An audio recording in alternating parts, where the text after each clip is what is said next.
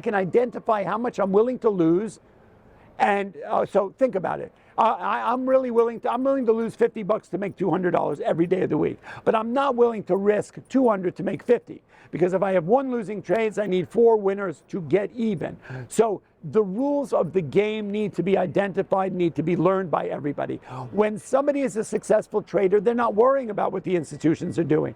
When someone is unsuccessful, they love to blame somebody. They blame the market maker. He sees my stop orders, that's why I don't use them. Right? He's out to get me. La la la. Trust me, the bigger players in the game are not out here to hurt retail investors. They're not out here. The market makers are not out here to screw the retail investor.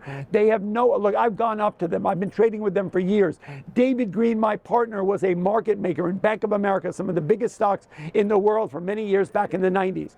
At the end of the day, those people who you guys, the retail, and I say this is a broad, I throw out a broad blanket on that because I hear it all day long. I'm boots on the ground. I have a deep connection to retail traders on social media who will say to me, they're all out to get me, they screw me, those guys see my stop orders, they take the stock down to my stop order, they take me out, and then they run the stock up $5, la la la. You're always hearing when people don't learn the rules and don't get the playbook, and they are unsuccessful at trading, they will find someone to blame except themselves for that lack of education. Look, if you are hungry, I can give you a fish, or I can teach you how to fish. You'll never be hungry a day in your life. The best defense against the rug pull, right, which happens in all businesses, whether it's NFTs, whether it's equities or whatnot. In business, we've seen it with the Zach Morrises of the world on Twitter Space, guys who are out there pumping and dumping. Going back to Jordan Belfort, there are bad guys in the space. But if you learn the game and you get the playbook and you do your due diligence and you educate yourself on how to trade, what you do, anybody can hit a buy or a short button, but you need to understand what you do when you get into the trade. How do you execute? Look, executing a losing trade is the same as executing a winning trade as long as you do it correctly, right? So at the end of the day, don't blame people for your mistakes and lack of education.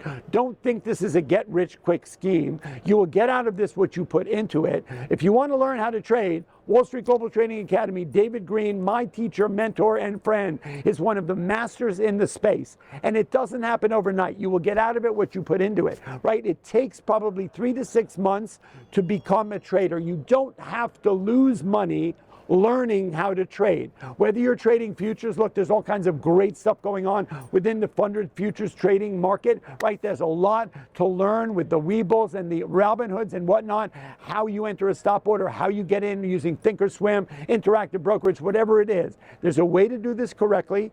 There's a way to educate yourself so that you are successful at it. Let's be clear, the numbers are that 8 out of 10 people who try day trading do not succeed. So the odds are against you. So you need, when you're in a situation, whether you're climbing Mount Everest or trading stocks, when the odds are against you, you need to identify the odds and do everything in your power to protect yourself on the downside. To answer your original question is, don't worry about the institutional guys. Look, I am an institutional guy. I trade for large institutions. I trade for hedge funds, okay? And I treat them the same way I trade retail traders. So they're not getting preferential treatment. Do they have access to more information than you guys? Very often, yes.